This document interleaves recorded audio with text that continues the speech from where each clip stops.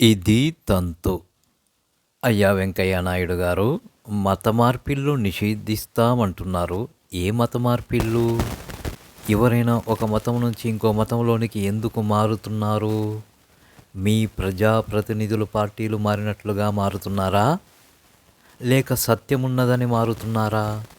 ఒకవేళ మీ నాయకులు మారుతున్నట్లు ప్రయోజనాలకే మారితే గనుక అలా మార్పించుకున్న మతానికే నష్టం కానీ లాభం ఇసుమంతైనా ఉండదు.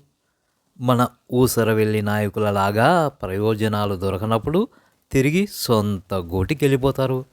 ఈ మాత్రం దానికి ఎందుకింత రాద్ధాంతం?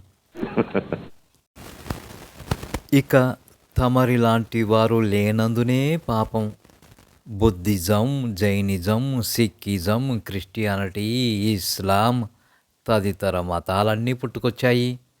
తమలాంటి మేధావులు పురాతన కాలాల్లో ఉంటే అసలు ఇన్ని మతాలు పుట్టేవి కావేమో.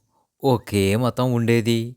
కొత్త మతాలు పుట్టకుండా వాటిలోకి ప్రజలు పోకుండా తమలాంటి వారు నిషేధించేవారు కదా.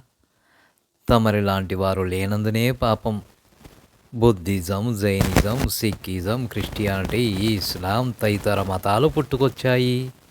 వాటిల్లోకి మీలాంటి మేధావుల మాటలను పట్టించుకోకుండా తామర తంపరలుగా ప్రజలు చేరిపోతున్నారు.